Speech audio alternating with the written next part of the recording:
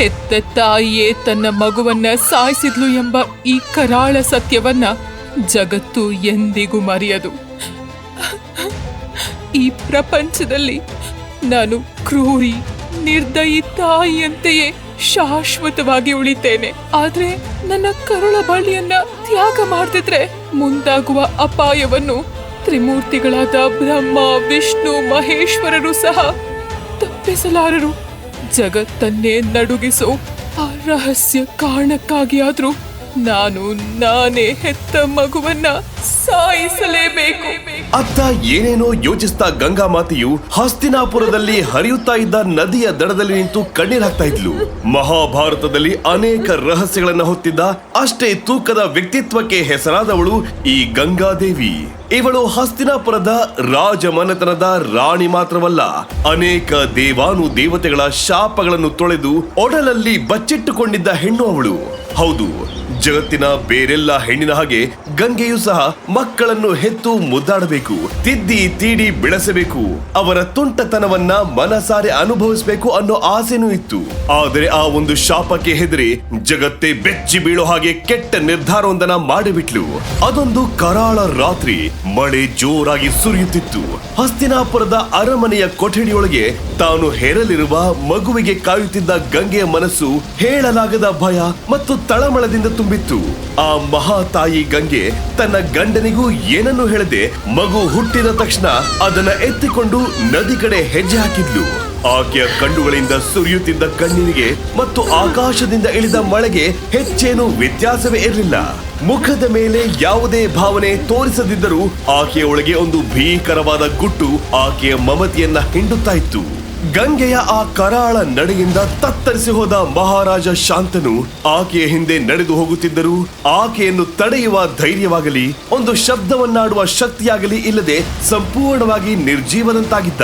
ಆಗ ಅದೇ ಜಾಗಕ್ಕೆ ಕೆಲ ಸಮಯದ ಹಿಂದೆ ತನ್ನ ಸಾಹಸ ಶಕ್ತಿ ಪರಾಕಾಷ್ಠೆಗಳಿಗೆ ಹೆಸರಾಗಿದ್ದ ಗಾಂಧಾರ ಅನ್ನೋ ರಾಜ್ಯದ ವಜ್ರದಂತ ಹೆಸರಿನ ರಾಜನೊಬ್ಬ ಸುರಿಯೋ ಮಳೆಯಲ್ಲಿ ಜಲದೇವಿಯನ್ನು ಪ್ರಾರ್ಥಿಸಿ ಅವಳನ್ನ ಆಹ್ವಾನಿಸಿ ಅಗಾಧ ಶಕ್ತಿಯನ್ನ ವಶಪಡಿಸಿಕೊಳ್ಳಬೇಕು ಅನ್ನೋ ಹುಚ್ಚು ಆಸೆಗೆ ಅದೇ ನದಿಯ ಬಳಿ ಬಂದಿದ್ದ. ಆಗ ವಜ್ರದಂತನಿಗೆ ನದಿಯ ಆ ಕಡೆ ದಡದಲ್ಲಿ ಯಾರೋ ಜೋರಾಗಿ ಅಳ್ತಾ ಇದ್ದ ಶಬ್ದ ಕೇಳಿಸಿತು. ಅವನ ದೃಷ್ಟಿ ಆ ಕಡೆ ಇದ್ದ ಗಂಗೆಯ ಕಡೆ ಹೋಯ್ತು. ಇಂಥ ಸಮಯದಲ್ಲಿ ಗಂಗಾ ಮಾತೆ ಇಲ್ಲೇನ್ ಮಾಡ್ತಿರಬಹುದು ಅನ್ನೋ ಕುತೂಹಲದಲ್ಲಿ ವಜ್ರದಂತ ಅಲ್ಲೇ ಇದ್ದ ದೊಡ್ಡದಾದ ಮರದ ಹಿಂದೆ ಅಡಗಿ ಕುಳಿತು ಅಲ್ಲಿ ನಡೆದ ಪ್ರತಿಯೊಂದು ಘಟನೆಯನ್ನು ಸೂಕ್ಷ್ಮವಾಗಿ ಗಮನಿಸಿದ್ದ. ಮಗುವನ್ನು ನದಿಗೆ ಎಸೆಯುವ ಆ ಒಂದು ಕ್ಷಣ ಗಂಗೆಯ ಕಣ್ಣೀರು ಧಾರಾಕಾರವಾಗಿ ಸುರಿಯಿತು. ಆಕೆಯ ತುಟಿಗಳು ಒಂದು ಭಯಾನಕ ರಹಸ್ಯ ಕಾರಣವನ್ನ ಪಿಸುಗುಟ್ಟುತ್ತಿದ್ದವು. ಆ ಮಾತುಗಳು ಮಳೆಯ ಶಬ್ದಕ್ಕೆ ವಜ್ರದಂತನ ಕಿವಿಗೆ ಅಸ್ಪಷ್ಟವಾಗಿ ಕೇಳಿಸ್ತಾ ಇದ್ದವು. ಆದ್ರೂ ಕಷ್ಟಪಟ್ಟು ಕೇಳಿಸಿಕೊಂಡಾಗ ಆಕೆ ಹೇಳಿದ ಅದ್ಯಾವುದೋ ಒಂದು ರಹಸ್ಯ ವಿಷಯ ಅವನ ಕಿವಿಗೆ ಬಿದ್ದೇ ಬಿಡ್ತು. ಗಂಗೆ ಹೇಳಿದ ಆ ರಹಸ್ಯ ವಿಷಯ ಕೇಳಿ ಆಕೆಯ ಮಗುವಿಗೆ ಇರೋ ಆ ಅದ್ಭುತ ಶಕ್ತಿಯ ಅರ್ಥ ಆಗ್ತಿದ್ದ ಹಾಗೆ ವಜ್ರದಂತನ ಮನಸ್ಸಿನಲ್ಲಿ ಕೆಟ್ಟ ಆಸೆ ಹುಟ್ಟಿಕೊಳ್ತು. ಹೇಗಾದ್ರೂ ನದಿಯಲ್ಲಿ ಮುಳುಗ್ತಾ ಇರೋ ಆ ಮಗುವನ್ನ ವಶಪಡಿಸಿಕೊಂಡರೆ ಇಡೀ ಜಗತ್ತನ್ನೇ ತನ್ನ ಕೈವಶ ಮಾಡಿಕೊಳ್ಳಬಹುದು ಅನ್ನೋ ಹುಚ್ಚು ಆಸೆ ಅವನಲ್ಲಿ ತಾಂಡವವಾಡ್ತಾ ಇತ್ತು. ಆ ಕಡೆ ಆ ಮಹಾನ್ ತ್ಯಾಗದ ನೋವನ್ನ ಮನಸ್ಸಿನೊಳಗೆ ಹುದುಗಿಸಿ ಗಂಗೆ ಕಣ್ಣೀರು ಹಾಕ್ತಾ ಅರಮನೆಗೆ ಹಿಂತಿರುಗಿದಳು. ಆದ್ರೆ ಇದನ್ನೆಲ್ಲ ನೋಡಿದ್ರು ಏನು ಮಾಡಲಾಗದ ಮಹಾರಾಜ ಶಾಂತನೂ ಸಹ ಗಂಗೆಯ ಹಿಂದೆನೆ ಹೆಜ್ಜೆ ಹಾಕಿದ. ಅವರು ಕಣ್ಮರಿಯಾಗುತ್ತಿದ್ದಂತೆ ವಜ್ರದಂತ ಒಂದೇ ಉಸಿರಿಗೆ ಮಗು ಮುಳುಗುತ್ತಾ ಇದ್ದ ಜಾಗಕ್ಕೆ ಬಂದು ತನ್ನ ಕೈ ಚಾಚಿ ಆ ಪುಟ್ಟು ಜೀವದ ಆತ್ಮವನ್ನ ವಶಪಡಿಸಿಕೊಳ್ಳಬೇಕು. ಆಗ ಅಲ್ಲಿ ಇಡೀ ಮನುಕುಲ ಬೆಚ್ಚಿ ಬೀಳೋ ಭಯಾನಕ ಘಟನೆ ಒಂದು ನಡೆದೇ ಹೋಯ್ತು. ಅಷ್ಟಕ್ಕೂ ಹೆತ್ತ ಮಗುವನ್ನೇ ಕೈಯಾರೆ ನೀರಿಗೆ ಎಸೆದ ಗಂಗಾ ಮಾತೆಯ ಆ ಕೃತ್ಯ ನಿಜವಾಗ್ಲೂ ಕ್ರೂರತನದ ಇನ್ನೊಂದು ಮುಖವೇ. ವಜ್ರದಂತನು ಆ ಮಗುವಿನ ಆತ್ಮವನ್ನು ವಶಪಡಿಸಿಕೊಳ್ಳಲು ಬಂದಾಗ ಆ ನದಿಯ ಮಧ್ಯದಲ್ಲಿ ನಡೆದ ಬೆಚ್ಚಿ ಬೀಳಿಸೋ ಘಟನೆ ಏನು? ಹಾಗಾದ್ರೆ ಈ ಒಂದು ನಿರ್ಧಾರ ಮುಂದಿನ 4000 ವರ್ಷಗಳ ನಂತರ ನಡೆದ ಆ ಭಯಂಕರ ಘಟನೆಗೆ ನಾಂದಿ ಹಾಡುತ್ತಾ ಗಂಗೆಯ ಕಣ್ಣೀರ ಹಿಂದೆ ಮುಚ್ಚಿಟ್ಟಿದ್ದ ಭಯಾನಕ ರಹಸ್ಯ ಹೊರಬರುತ್ತಾ ಆ ಕಥೆಯಲ್ಲಿ ಮುಂದೆ ಏನಾಗುತ್ತೆ ಅಂತ ತಿಳಿಯೋದಕ್ಕೆ ಪೂರ್ತಿ ಕಥೆಯನ್ನ ಕೇಳಿ. ಗಂಗೆಯ ಮಗುವನ್ನು ಸ್ವಾರ್ಥಕ್ಕೆ ಬಳಸಿಕೊಳ್ಳಲು ಓಡೋಡಿ ಬಂದ ವಜ್ರದಂತನು ಅದನ್ನ ಎತ್ತಿಕೊಳ್ಳಬೇಕು. ಅಷ್ಟರಲ್ಲಿ ಹೊಳೆಯೋ ಕಣ್ಣು, ಸುಂದರವಾದ ದೇಹಾಕೃತಿ, ತಲೆಯಲ್ಲಿ ಕಿರೀಟ, ಕೈಯಲ್ಲಿ ವಿಚಿತ್ರ ಆಯುಧ ಇದ್ದ ಒಂದು ಗಂಧರ್ವ ಕನ್ಯೆ ಪ್ರತ್ಯಕ್ಷ ಆದ್ಲು. ಇದರಿಂದ ಕಂಗಾಲಾದ ರಾಜ ಗಾಬರಿಯಲ್ಲಿ ನಡುಗುತ್ತಾ ನಿಂತಿರಬೇಕಾದ್ರೆ ಆ ಗಂಧರ್ವ ಕನ್ಯೆ ಎಚ್ಚರಿಸೋ ಹಾಗೆ ಕೋಪದಲ್ಲಿ, ಹೇ ಮೂರ್ಖ ಮಾನವ, ಅಲ್ಲೇ ನಿಲ್ಲು. ನೀನು ಹೆಜ್ಜೆ ಇಟ್ಟಿರೋದು ಮುಳುಗುತ್ತಾ ಇರೋ ಆ ಮಗುವಿನ ಕಡೆ ಅಲ್ಲ, ಬದಲಾಗಿ ನಿನ್ನ ವಿನಾಶದ ಕಡೆ ಅಂತ ವಜ್ರದಂತನನ್ನ ಒಂದು ಹೆಜ್ಜೆಯೂ ಅಲುಗಾಡದಂತೆ ಆ ದೇವಲೋಕದ ಕಿನ್ನರಿ ತಡೆದಿದ್ದಳು. ಗಂಧರ್ವ ಕನ್ಯೆ ಆವೇಶ, ಕೋಪ ಕೆಂಡ ಕಾರ್ತಾ ಇದ್ದ ಅವಳ ಆ ಕಣ್ಣುಗಳನ್ನ ನೋಡ್ತಿದ್ದ ಹಾಗೆ ವಜ್ರದಂತನಿಗೆ ಕೈ ಕಾಲುಗಳೇ ನಡುಗಿ ಹೋದ್ವು. ಆದ್ರೂ ಸಾವರಿಸಿಕೊಂಡು, ನೀನ್ ಯಾರು, ನನ್ನನ್ನು ಯಾಕೆ ತಡೆದೆ ಅಂತ ಕೋಪದಲ್ಲಿ ಪ್ರಶ್ನೆ ಮಾಡಿದ. ಆಗ ಗಂಧರ್ವ ಕನ್ಯೆ, ದೇವಾನು ದೇವತೆಗಳು ನಿರ್ಧಾರ ಮಾಡಿರೋ ಈ ಸೃಷ್ಟಿಯ ಹಾಗೂ ಕಾಲಚಕ್ರದ ನಿಯಮಗಳನ್ನ ನೀನು ಬದಲಾಯಿಸೋದಕ್ಕೆ ಹೊರಟಿದ್ಯಾ. ಈ ನಿನ್ನ ಪಾಪದ ಫಲವಾಗಿ ಇನ್ನು ಮುಂದೆ ನಿನ್ನ ವಂಶದಲ್ಲಿ ಹುಟ್ಟೋ ಎಲ್ಲಾ ಮಕ್ಕಳು ಜಗತ್ತೇ ಬೆಚ್ಚಿ ಬೀಳಿಸೋ ಶಿಕ್ಷೆಯನ್ನ ಹೊರುವ ಶಾಪಗ್ರಸ್ತರಾಗ್ತಾರೆ ಅಂತ ಹೇಳಿ ಆ ಶಾಪವನ್ನ ರಾಜನ ಕಿವಿಯಲ್ಲಿ ಗುಟ್ಟಾಗಿ ಹೇಳಿದ್ಲು. ರಾಜ ಅಕ್ಷರಶಃ ನಲುಗಿ ಹೋದ. ಅವನಿಗೆ ಭವಿಷ್ಯ ಕಣ್ಣ ಮುಂದೆ ಬಂದು ಕಣ್ಣು ಕತ್ತಲಾಯ್ತು. ತನ್ನ ತಪ್ಪು ಅರಿವಾದ ವಜ್ರದಂತ ಆ ಗಂಧರ್ವ ಕನ್ಯೆ ಬಳಿ ಪರಿಪರಿಯಾಗಿ ಬೇಡಿಕೊಂಡು ಕಣ್ಣೀರು ಹಾಕ್ತಾ ನದಿ ದಡದಲ್ಲಿ ಚಡಪಡಿಸಿದ. ಅವಳ ಮನಸ್ಸು ಕರಗದೆ ಇದ್ದಾಗ ತನ್ನ ಸೊಂಟದಲ್ಲಿದ್ದ ಕತ್ತಿ ಹೊರತೆಗೆದು ಹೆಬ್ಬರಳನ್ನೇ ಕತ್ತರಿಸಿ ರಕ್ತವನ್ನ ನದಿಗೆ ತರ್ಪಣ ಬಿಟ್ಟು, ಹೇಗಾದ್ರೂ ಮಾಡಿ ಆ ಶಾಪದಿಂದ ಮುಕ್ತಿ ಕೊಡ್ಸು, ಇಲ್ಲ ಅಂತಾದ್ರೆ ನನ್ನ ತಲೆ ಕಡಿದು ನಿನ್ನ ಪಾದಕ್ಕೆ ಅರ್ಪಿಸ್ತೀನಿ ಅಂತ ಗೋಳಾಡಿದ. ಕೊನೆಗೆ ಇದನ್ನೆಲ್ಲ ನೋಡಿದ ಅವಳು, ನೋಡು ವಜ್ರದಂತ, ನಾನು ಆ ಶಕ್ತಿಯ ಸೇವಕಿಯಷ್ಟೇ. ಹಾಗಾಗಿ ನಾನು ಒಮ್ಮೆ ಕೊಟ್ಟ ಶಾಪವನ್ನು ಮರಳಿ ಹಿಂಪಡೆಯಲಾರೆ, ಆದರೆ ಅದಕ್ಕೆ ಬೇರೊಂದು ಮಾರ್ಗ ಸೂಚಿಸಬಲ್ಲೆ ಅಂತ ಹೇಳ್ತಾ ವಂಶಕ್ಕೆ ಅಂಟಿದ್ದ ಶಾಪದಿಂದ ಮುಕ್ತಿ ಪಡೆಯೋ ದಾರಿ ವಿವರಿಸಿದಳು. ನಿನ್ನ ವಂಶದಲ್ಲಿ ಈ ಎಲ್ಲ ಪರಿಣಾಮವನ್ನ ಯಾರಾದ್ರೂ ಒಬ್ಬರು ಸಂಪೂರ್ಣವಾಗಿ ಹೊರಬೇಕು. ಹಾಗಾದಲ್ಲಿ ಮಾತ್ರ ಈ ಶಾಪ ಬೇರೆ ಯಾರಿಗೂ ತಟ್ಟುವುದಿಲ್ಲ. ಅಂದ್ರೆ ಭಾರವನ್ನ ಹೊರುವ ಆತ್ಮವು ಅಸಾಮಾನ್ಯವಾಗಿರ್ಬೇಕು. ಆ ವ್ಯಕ್ತಿ ಪುಷ್ಯ ನಕ್ಷತ್ರ ಕಟಕ ರಾಶಿ ಜೊತೆಗೆ ಗಜಕೇಸರಿ ಯೋಗದಲ್ಲಿ ಸೂರ್ಯೋದಯವಾಗಿ 2 ನಿಮಿಷಕ್ಕೆ ಹುಟ್ಟಬೇಕು. ಈ ಶಾಪವನ್ನ ಹೊರೋ ಆ ವ್ಯಕ್ತಿ ಜನಿಸೋ ತನಕ ಪ್ರತಿ 25 ವರ್ಷಕ್ಕೆ ಒಮ್ಮೆ ನಿನ್ನ ವಂಶದಲ್ಲಿ ತುಂಬಾ ಪ್ರಮುಖ ಎನಿಸಿಕೊಂಡ ವ್ಯಕ್ತಿಗಳು ಪ್ರಾಣ ಬಿಡ್ತಾನೆ ಇರ್ತಾರೆ ಅಂತ ಹೇಳಿ ಕೊನೆಗೆ ಆ ಶಾಪದ ದುರಂತ ಶಕ್ತಿಯನ್ನು ಹಾಗೆ ಹೊರಗೆ ಬಿಟ್ಟರೆ ಜಗತ್ತೇ ವಿನಾಶ ಆಗುತ್ತೆ. ಹಾಗಾಗಿ ಅದನ್ನ ಕಟ್ಟಿ ಹಾಕಲೇಬೇಕು ಅಂತ ಹೇಳಿ ಸೃಷ್ಟಿಯ 3 ಲೋಕದಲ್ಲೂ ಇರೋ ಶಕ್ತಿಯನ್ನ ಒಟ್ಟುಗೂಡಿಸಿ ಸಕಲ ಮಂತ್ರಗಳನ್ನ ಬಳಸಿ ಸಿದ್ಧಪಡಿಸಿದ ಹೊಳೆಯುವ ಚಿನ್ನದ ಸಣ್ಣ ಪೆಟ್ಟಿಗೆಯೊಂದನ್ನು ರಾಜನ ಕೈ ಕೊಟ್ಟಳು.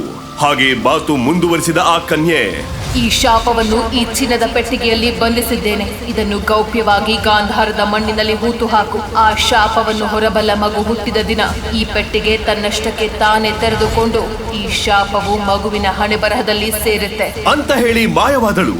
ರಾಜ ಈ ಶಾಪವನ್ನ ನೆನಪು ಮಾಡಿಕೊಂಡು ತಲೆ ಚಚ್ಚಿಕೊಂಡು ಬಿಕ್ಕಿ ಬಿಕ್ಕಿ ಅತ್ತ. ಕೊನೆಗೆ ಮುಂದೆ ಹುಟ್ಟಲಿರೋ ಶಾಪ ಹೊರೋ ಮಗುವನ್ನ ನೆನಪಿಸಿಕೊಂಡು ಬೇಸರ ಆದ್ರೂ ವಿಧಿ ಇಲ್ಲದೆ ಹೇಗೋ ಸಮಾಧಾನ ಮಾಡಿಕೊಂಡು ಅರಮನೆಗೆ ಹೋದ. ಇದಾದ ನಂತರ ರಾಜ ವಜ್ರದಂತ ಆ ಕನ್ಯೆ ಹೇಳಿದ ಹಾಗೆ ಹಲವಾರು ಪೂಜೆ ಹೋಮಗಳನ್ನು ಮಾಡಿ ಆ ಪೆಟ್ಟಿಗೆಯನ್ನ ಮಣ್ಣಲ್ಲಿ ಹೂತಿಟ್ಟ.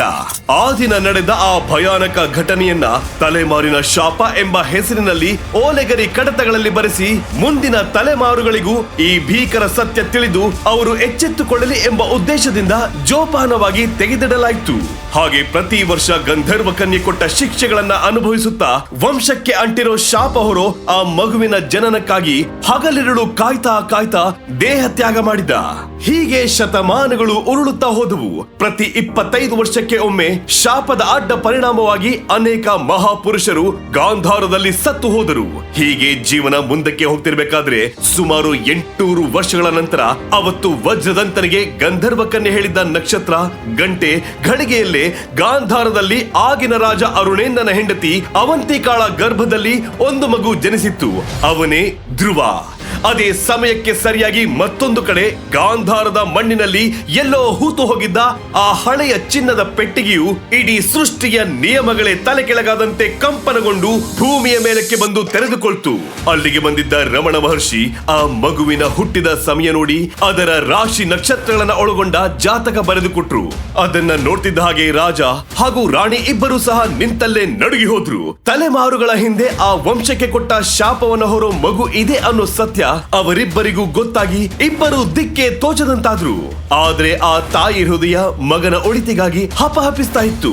ಹಾಗಾಗಿ ಅವಳು ಮನಸ್ಸಲ್ಲೇ ಏನೋ ನಿರ್ಧಾರ ಮಾಡಿ ಅರಮನೆಯ ರಹಸ್ಯಗಳ ಕಡತವಿದ್ದ ಕೋಣೆ ಒಳಗೆ ಹೋಗಿ ಹುಡುಕಾಡಿದ್ಲು.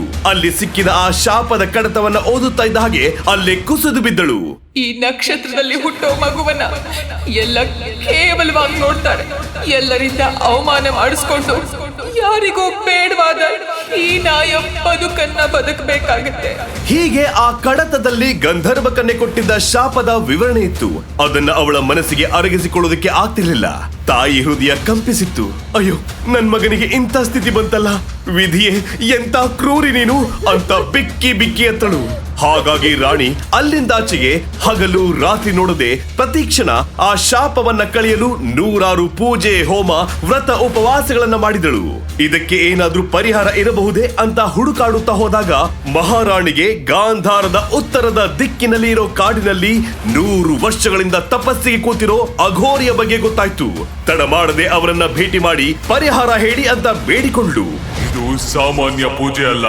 ಸಾಮಾನ್ಯ ಹೆಣ್ಣಿಗೆ ಅಸಾಧ್ಯವಾದ ಈ ರಹಸ್ಯ ಕಾರ್ಯವನ್ನು ಸೂರ್ಯೋದಯಕ್ಕೆ ಮುನ್ನ ಬ್ರಾಹ್ಮಿ ಮುಹೂರ್ತದಲ್ಲಿ ಸಂಪೂರ್ಣ ಗುಟ್ಟಾಗಿ ನೆರವೇರಿಸಬೇಕು. ಹಾಗೇನಾದರೂ ಮಾಡಿದ್ದಲ್ಲಿ ಆ ನಿನ್ನ ಪೂಜೆಯ ಫಲವು ನಿನ್ನ ಮಗನಿಗೆ ಶಾಪ ತಟ್ಟದ ಹಾಗೆ ಕಾಯುತ್ತೆ ಅನ್ನೋ ಎಚ್ಚರಿಕೆ ಕೊಡ್ತಾರೆ. ಅಲ್ಲಿಂದಾಚೆಗೆ ತನ್ನ ಮಗುವನ್ನ ಕಾಪಾಡಬೇಕು ಅಂತ ಪ್ರತಿದಿನ ಬ್ರಾಹ್ಮಿ ಮುಹೂರ್ತದಲ್ಲಿ ಎದ್ದು ಆ ರಹಸ್ಯ ಪೂಜೆ ಮಾಡೋದಕ್ಕೆ ಹೋಗ್ತಾ ಇದ್ದ ರಾಣಿ ಆ ಪೂಜೆಯ ಪ್ರಕಾರ ಪ್ರತಿದಿನ ತನ್ನ ಹೆಬ್ಬೆರಳನ್ನೇ ಕತ್ತಿಯಲ್ಲಿ ಗೀರಿ ಬರ್ತಾ ಇದ್ದ ರಕ್ತವನ್ನ ಕುಂಕುಮದ ಜೊತೆ ಬೆರೆಸಿ ಮಗುವಿಗೆ ತಿಲಕವಾಗಿ ಇಡ್ತಾ ಇದ್ಲು. ತಾಯಿಯ ರಹಸ್ಯ ಪೂಜೆಯ ಪ್ರಭಾವದಿಂದ ಧ್ರುವನು ನಿಧಾನವಾಗಿ ಶೂರನಾಗಿ ಬೆಳೆತೊಡಗಿದ. ಸದಾ ತಾಯಿಯ ಜೊತೆ ಇರ್ತಾ ಇದ್ದ ಧ್ರುವ ಆಕೆಯನ್ನೇ ಪಂಚಪ್ರಾಣ ಅನ್ನೋ ಹಾಗೆ ಪ್ರೀತಿಸ್ತಾ ಅವಳ ಆಶ್ರಯದಲ್ಲಿ ಅತಿ ಚಿಕ್ಕ ವಯಸ್ಸಿನಲ್ಲೇ ಸಮರ ಕಲೆಗಳಲ್ಲಿ ವೀರನೆಂದು ಹೆಸರು ಮಾಡಿದ. ಹೀಗೆ 15 ವರ್ಷಗಳು ಕಳೆದವು. ಇತ್ತ ಧ್ರುವ ಏಕಲವ್ಯ ಬಿರುದು ಪಡೆದು ಶ್ರೇಷ್ಠ ಯೋಧ ಅನ್ನಿಸಿಕೊಂಡಿದ್ದ. ಇದರಿಂದ ಖುಷಿಯಾದ ನೆರೆ ರಾಜ್ಯದ ಕಾಲಕೇಯ ತನ್ನ ಮಗಳಾದ ಅಂಬಾಲಿಕೆಯ ಮದುವೆಯನ್ನ ಧ್ರುವನ ಜೊತೆ ಮಾಡುವ ಪ್ರಸ್ತಾಪ ತಂದಾಗ ಶಾಪದ ವಿಷಯವನ್ನ ಮರೆಮಾಚಿದ ರಾಜ ಹಾಗೂ ರಾಣಿ ಇಬ್ಬರು ಆ ಮದುವೆಗೆ ಒಪ್ಪಿಗೆ ಕೊಟ್ಟು ಧ್ರುವ ಹಾಗೂ ಅಂಬಾಳ ನಿಶ್ಚಿತಾರ್ಥ ಮಾಡಿದ್ದರು. ಇದೆಲ್ಲದರ ಮಧ್ಯೆ ಒಂದು ದಿನ ಇದ್ದಕ್ಕಿದ್ದ ಹಾಗೆ ಮಗನ ಬಳಿ ಬಂದ ಮಹಾರಾಣಿ ತನ್ನ ಕೈಲಿದ್ದ ಒಂದು ಕಡಗವನ್ನ ಯಾರು ಇಲ್ಲದ ಸಮಯ ನೋಡಿ ಧ್ರುವನಿಗೆ ಕೊಟ್ಟು, ಇದನ್ನ ಯಾವಾಗ್ಲೂ ನಿನ್ ಜೊತೆನೆ ಇಟ್ಕೊಂಡಿರು ಅಂತ ಆತುರಾತುರವಾಗಿ ಧ್ರುವನಿಗೆ ಹೇಳಿ ಪೂರ್ವ ದಿಕ್ಕಿನ ಕಡೆ ಜೋರಾಗಿ ಹೆಜ್ಜೆ ಹಾಕಿದ್ಲು. ಆದರೆ ಮರುದಿನ ಯಾರು ಊಹಿಸದಂತೆ ರಾತ್ರಿ ಕಳೆದು ಬೆಳಗಾಗುವಷ್ಟರಲ್ಲಿ ಆ ವೀರರಾಣಿ ಅವಂತಿಕಾಳ ಶವವು ಒಂದು ಅಜ್ಞಾತ ಸ್ಥಳದಲ್ಲಿ ನಿಗೂಢವಾಗಿ ಸಿಕ್ಕಿತು. ಆ ಮಹಾನ್ ರಾಣಿಯ ಹತ್ಯೆಗೆ ಕಾರಣ ಯಾರು? ಅಂತಹ ಪ್ರಬಲ ಯೋಧಿಗೆ ಆ ರೀತಿಯ ಸಾವು ಹೇಗೆ ಬಂತು? ಆ ನಿಗೂಢ ಕಾರಣ ಯಕ್ಷ ಪ್ರಶ್ನೆಯಾಗಿ ಉಳಿದು ಇತಿಹಾಸದ ಪುಟಗಳಲ್ಲಿ ಹುದುಗಿ ಹೋಯಿತು. ಆದ್ರೆ ಈ ವಿಷಯ ವೀರಾಧಿವೀರ ಅರುಣೇಂದ್ರನನ್ನ ಅಲುಗಾಡಿಸಿಬಿಡ್ತು. ಧ್ರುವನಿಗಂತೂ ತನ್ನ ಬದುಕಿನ ಆಧಾರವೇ ಕುಸಿದು ಬಿದ್ದಂತೆ ಆಗಿ ಸದಾ ಒಂಟಿತನದಲ್ಲಿ ಕೊರಗ್ತಾ ಇದ್ದ. ಇದೆಲ್ಲದರ ಮಧ್ಯೆ ತಾಯಿ ಮಾಡ್ತಾ ಇದ್ದ ಆ ಪೂಜೆ ನಿಂತು ಹೋಗಿದ್ದರಿಂದ ಆ ಹಳೆ ಕಡತದಲ್ಲಿ ಹೇಳಿರೋ ಹಾಗೆ ಅವನ ಶಕ್ತಿ ನಿಧಾನವಾಗಿ ಕುಂದುತ್ತಾ ಬರ್ತಾ ಇತ್ತು. ಬೇಟೆಗೆ ಹೋದ್ರು ಇಲ್ಲ ಯಾವುದೇ ಯುದ್ಧಕ್ಕೆ ಹೋದರೂ ಎಲ್ಲವೂ ಕೈತಪ್ಪಿ ಹೋಗ್ತಾ ಇದ್ದವು. ನೋವು, ಹತಾಶೆ, ಸೋಲು ಬಿಟ್ಟು ಬೇರೆ ಏನು ಅವನ ಬದುಕಲ್ಲಿ ಉಳಿದಿರಲಿಲ್ಲ. ಹಾಗಾಗಿ ಇಡೀ ರಾಜ್ಯವೇ ಅವನನ್ನ ಅಪ್ರಯೋಜಕ, ಚೀತು ಅಂತ ಅವಮಾನ ಮಾಡಿ ಹೀನಾಯವಾಗಿ ನಡ್ಸ್ಕೊಳ್ತಾ ಇತ್ತು. ಹೀಗಿದ್ದಾಗ ಆ ವಿಷಯ ಧ್ರುವನ ಭಾವಿ ಪತ್ನಿ ಅಂಬಾಲಿಕೆಯ ಕಿವಿಗೂ ಬಿತ್ತು. ಇದರಿಂದ ಕೋಪದಲ್ಲಿ ಕೆಂಡಾದ ಅವಳು ಗಾಂಧಾರ ರಾಜ್ಯಕ್ಕೆ ಬಂದು ಇಡೀ ರಾಜ್ಯದ ಜನತೆ ಮುಂದೆ ರಾಜನ ದರ್ಬಾರಿನಲ್ಲಿ ಮದುವೆ ಅದು ನಿನ್ನಂತ ಹೇಡಿ ಜೊತೆ. ಆ ನಿನ್ನ ಕನಸು ಕನಸಾಗೇ ಇರಲಿ. ನೀನೊಬ್ಬ ಶಕ್ತಿಹೀನ ಧ್ರುವ. ನಿನ್ನ ಮರ್ಯಾದೆ ಉಳಿಬೇಕಿದ್ರೆ ಬಾಯಲ್ಲಿ ಬೆಂಕಿ ಉಗುಳುವ ಸರ್ಪದ ಜೊತೆ ಯುದ್ಧ ಮಾಡಿ 1000 ಕಿಲೋ ಬೆಂಕಿಯ ಚೆಂಡನ್ನ ಗಾಳಿಯಲ್ಲಿ ಎಸೆದು 10 ತಲೆಯ ಆನೆಯನ್ನ ಹೊಡೆದುರುಳಿಸು. ಮೊದಲು ಈ ಯುದ್ಧವನ್ನ ಗೆದ್ದುವ, ಆಮೇಲೆ ಕನಸು ಕಾಣು. ಬೆಂಕಿ ಉಗುಳುವ ಸರ್ಪವನ್ನ ಧ್ರುವ ಎದುರಿಸ್ತಾನ? ಆ ಭಯಾನಕ ಬೆಂಕಿಯ ಚೆಂಡನ್ನು ಗಾಳಿಯಲ್ಲಿ ಎಸೆಯುವ ಶಕ್ತಿ ಧ್ರುವನಲ್ಲಿ ಇದೆಯಾ? ತುಂಬಿದ ಸಭೆಯಲ್ಲಿ ತನ್ನ ತಂದೆಗಾದ ಅವಮಾನಕ್ಕೆ ಸೇಡು ತೀರಿಸಿ ತನ್ನ ಸುಂದರವಾದ ಹಾಗೂ ಶಕ್ತಿಶಾಲಿ ಹೆಂಡತಿಯನ್ನ ಇನ್ನೊಬ್ಬನ ಹೆಂಡತಿ ಆಗೋದ್ರಿಂದ ಧ್ರುವ ಕಾಪಾಡ್ತಾನ? ಶಕ್ತಿಹೀನ ಎಂದು ಹೀಯಾಳಿಸಿದ ಗಾಂಧಾರದ ಮುಂದೆ ತನ್ನ ಗಂಡಸುತನದ ಸಾಮರ್ಥ್ಯವನ್ನು ಸಾಬೀತುಪಡಿಸಿ ಜಯಶಾಲಿಯಾಗ್ತಾನ? ಪೂರ್ತಿ ಕಥೆ ಕೇಳಿ. ಅಂಬಾ ಇಡೀ ಸಭೆಯ ಎದುರಿಗೆ ಧ್ರುವನನ್ನ ಹೀಯಾಳಿಸಿ ಅವನ ಗಂಡಸುತನವನ್ನ ತೀವ್ರವಾಗಿ ಘಾಸಿಗೊಳಿಸ್ತಾ ಇರುವುದನ್ನು ನೋಡಿದ ರಾಜ್ಯದ ಜನತೆ ಸಹ ಇವರಿಂದ ನಮ್ಮ ರಾಜ್ಯಕ್ಕೆ ಅವಮಾನ, ಇಂಥವನು ನಮ್ಮ ಯುವರಾಜನ ಅಂತ ಬೈದ್ಕೊಂಡ್ರು. ಜನರ ಮಾತು ಅರುಣೇಂದ್ರನನ್ನ ತಲೆ ತಗ್ಗಿಸೋ ಹಾಗೆ ಮಾಡಿತ್ತು. ಇದರಿಂದ ನೋವಲ್ಲಿದ್ದ ರಾಜ ಮುಂದೆ ಬಂದು ಅಂಬಾ ಮುಂದೆ ಬೇಡಿಕೊಳ್ಳೋ ಹಾಗೆ, ಹಾಗ ಮಾತ್ರ ಮಾಡಬೇಡ ಅಂಬಾಲಿಕೆ. ನೀನು ಹಾಗೇನಾದರೂ ಮಾಡಿದರೆ ನನ್ನ ದೇಶದ ಜನರ ಮುಂದೆ ನಾನು ತಲೆ ತಗ್ಗಿಸೋ ಪರಿಸ್ಥಿತಿ ಉಂಟಾಗ್ಬಿಡುತ್ತೆ ಅಂತ ಕೇಳ್ತಾ ಎಲ್ಲರ ಸಮ್ಮುಖದಲ್ಲೂ ರಾಜ ಅರುಣೇಂದ್ರನು ಅಂಬಾಲಿಕೆಗೆ ಕೈ ಮುಗಿದು ಮಂಡಿಯೂರಿ ಕುಳಿತಾಗ ಅದನ್ನು ಕಂಡ ಧ್ರುವ ತತ್ತರಿಸಿ ಹೋದ. ಈ ದೃಶ್ಯ ನೋಡಿ ನಂಬೋದಕ್ಕೆ ಆಗದ ಇಡೀ ಸಭೆಯೇ ನಾಚಿಕೆ, ಅವಮಾನ, ಭಯದಿಂದ ನಿಶಬ್ದವಾಗಿ ನೋಡ್ತಾ ನಿಲ್ತು.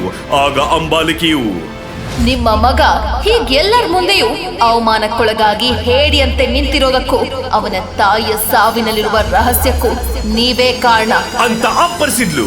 ಅಂಬಾಲಿಕೆ ಅಂತ ಧ್ರುವ ಭೀಕರವಾಗಿ ಘರ್ಜಿಸಿದ. ತನ್ನನ್ನು ಹಾಗೂ ತನ್ನ ತಂದೆಯನ್ನು ಎಲ್ಲರ ಎದುರು ಅವಮಾನ ಮಾಡುತ್ತಿದ್ದ ಅಂಬಾಲಿಕೆ ಮೇಲೆ ರೊಚ್ಚಿಗೆದ್ದ ಧ್ರುವ ಆಕೆಯ ಮಾತು ಮುಗಿಸುವ ಮೊದಲೇ ಆವೇಶದಿಂದ ಮುನ್ನುಗ್ಗಿ ಬಂದು ತನ್ನೆಲ್ಲ ಶಕ್ತಿಯನ್ನು ಒಟ್ಟುಗೂಡಿಸಿ ಬೆಂಕಿಯ ಚೆಂಡನ್ನ ಅಂಬಾಲಿಕೆ ಮೇಲೆ ಎಸೆದ್ಬಿಟ್ಟ. ಆದ್ರೆ ಕ್ಷಣ ಮಾತ್ರದಲ್ಲಿ ಅವಳು ಅದನ್ನು ಭಸ್ಮ ಮಾಡ್ಬಿಟ್ಲು. ಇದನ್ನ ನೋಡಿದ ದೇಶದ ಜನರೆಲ್ಲ ಕುಹುಕವಾಗಿ ನಗೋಕೆ ಶುರು ಮಾಡಿದ್ರು. ಎಲ್ಲರ ಮುಂದೆ ಹೀನಾಯವಾಗಿ ಸೋತು ಅವಮಾನ ಆದಾಗ ಧ್ರುವನಿಗೆ ತುಂಬಾ ನೋವಾಗಿತ್ತು. ಆದರೆ ಕಣ್ಣೀರ ಹಾಕ್ತಾ ನಿಲ್ಲೋ ಸಮಯ ಅದಾಗಿರ್ಲಿಲ್ಲ.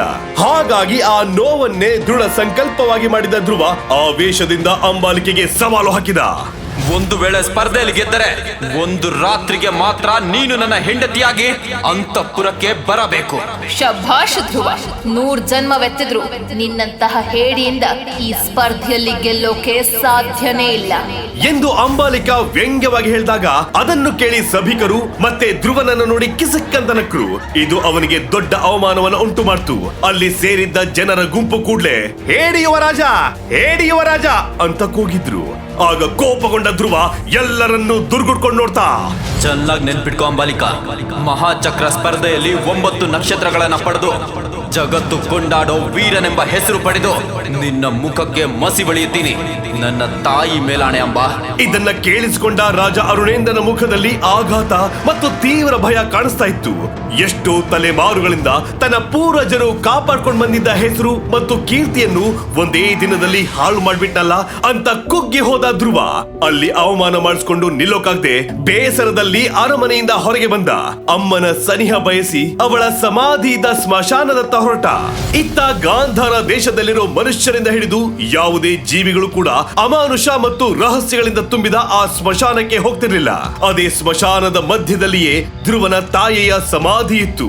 ಅಲ್ಲಿ ಪೈಶಾಚಿಕ ದುಷ್ಟ ಶಕ್ತಿಗಳು ನೆಲೆಸಿದೆ ಎಂದು ಹೋದವರು ರಕ್ತಕಾರಿ ಸಾಯ್ತಾರಂತ ಅವರೆಲ್ಲ ಅನಾದಿ ಕಾಲದಿಂದಲೂ ನಂಬಿದ್ರು. ಹಾಗಾಗಿ ಅಲ್ಲಿಗೆ ಹೋಗೋಕೆ ಕಠಿಣವಾದ ನಿರ್ಬಂಧಗಳನ್ನು ಹೇರಲಾಗಿತ್ತು. ಆದ್ರೆ ಹತಾಶೆಯಲ್ಲಿದ್ದ ಧ್ರುವ ಇದೆಲ್ಲ ನಿಷೇಧಗಳನ್ನು ಮೀರಿ ದಟ್ಟವಾದ ಕಾಡುಗಳ ಮಧ್ಯೆ ಇದ್ದ ಆ ಭಯಾನಕ ಸ್ಮಶಾನದ ಒಳಗೆ ಹೋಗಿ ಅಲ್ಲಿದ್ದ ತನ್ನ ತಾಯಿಯ ಸಮಾಧಿ ಮುಂದೆ ಕುಳಿತು ನಡೆದದ್ದನ್ನೆಲ್ಲ ನೆನೆಸ್ಕೊಂಡು ಗೋಳಾಡೋಕೆ ಶುರು ಮಾಡ್ದ. ನನ್ನನ್ನು ಯಾಕೆ ಹೇಡಿಯನ್ನಾಗಿ ಹುಡ್ಸ್ಬಿಟ್ಟೆ ಅಮ್ಮ?